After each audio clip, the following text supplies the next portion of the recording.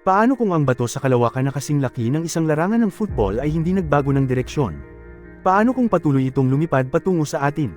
Magliliyab ba ito sa ating atmosfera? Kung hindi, gaano katagal ang panahon na mayroon tayo para makalayo sa lugar ng panganib? At gaano kalaki ang lugar na iyon ng panganib? May pagkakataon ba ang ating planeta na mabuhay sa pagbangga? Narito ang mangyayari kung ang isang asteroid ay bumangga sa daigdig. Palagi nang bumabagsak ang mga asteroid sa daigdig. Araw-araw, binobomba tayo ng kalawakan ng mga 100 tonelada ng alikabok at buhangin. Mga asteroid na kasing laki ng kotse ay pumapasok sa ating atmosfera halos 1 beses sa isang taon. Nasusunog ang mga ito sa mesosphere at hindi naabot ang ibabaw ng daigdig. Ang napakalaking mga bato na may lapad na 10 kilometro na nagbabanta sa buhay, tulad ng isa na pumatay sa mga dinosaur, ay hindi gaanong madalas. Marahil 1 beses sa bawat ilang milyong taon. Ang mga dapat nating alalahanin ay ang mga asteroid na kasing laki ng isang larangan ng football na talagang nakarating sa daigdig. Paano kung bumangga ito sa ibabaw ng daigdig?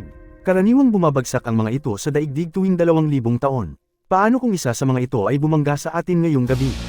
Ang lawak ng pagkasira ng isang asteroid sa ating planeta ay nakasalalay sa lugar kung saan ito bumagsak, 3% lamang ng ibabaw ng daigdig ang may populasyon. Ibig sabihin, malamang na 97 sa bawat 100 asteroid ay babagsak sa karagatan o sisirain ng isang walang tirahan na kagubatan sa Siberia o Hilagang Canada. Ngunit 3 sa bawat 100 ay babagsak sa karagatan, at 3 sa bawat 100 asteroid ay tatama sa isang may populasyon na lungsod. Isipin ang pagtingin sa isang batong 100 metro ang habang na lumilipad patungo sa iyo, na may bilis na 30 kilometro bawat segundo. Mula sa sandaling ligtas itong dumaan sa mesosphere, tatagal ng mas mababa sa 3 segundo para bumagsak sa daigdig. Para sa isang lungsod tulad ng New York, nangangahulugan iyon ng mahigit 2.5 milyong casualty. Ang isang malaking bola ng apoy ay sisirain ang lahat sa isang 3 kilometrong radius at magdudulot ng malaking pinsala sa mga gusali sa loob ng 7 kilometrong radius. Marahil hindi lahat ay masama. Nakarinig ka na ba ng meteor na bumagsak sa lungsod ng Chelyabinsk sa Russia? Ang batong iyon ay sumabog na may lakas na 20 bomba ng Hiroshima at nagdulot ng humigit kumulang $33 milyong halaga ng pinsala.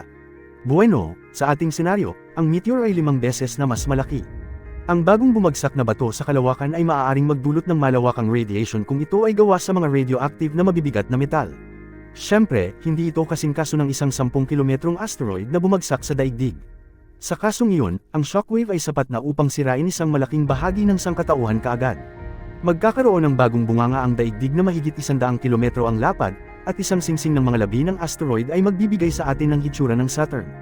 Karamihan sa mga labi na ito ay babagsak sa daigdig, sinisira ang mga lungsod at kagubatan, at pinagluluto ang lahat ng hindi protektado. Baka gusto mong mamuhunan sa isang bunker sa ilalim ng lupa bago mangyari ito, dahil sa ibabaw, magiging alikabok na alikabok. Ang lahat ng alikabok at usok na ito ay maiiwas sa sikat ng araw. Kung wala ang araw, lahat ng halaman, at maraming hayop ay mamamatay. Pagkalipas ng 1 taon, mawawala ang usok sa atmosfera, ngunit kakaunti ang pagkain na natitira para sa mga tao. At kung hindi tayo sapat na mahusay, ito ang magiging wakas ng ating lahi.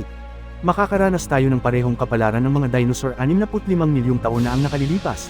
Mayroon tayong atmosfera na nagpoprotekta sa atin mula sa karamihan ng mga asteroid, at ang NASA na nagmamasid sa lahat ng mga bato sa kalawakan na lumilipad sa paligid natin. Ang malaking problema ay minsan mahirap makita ang paparating na higanteng bato.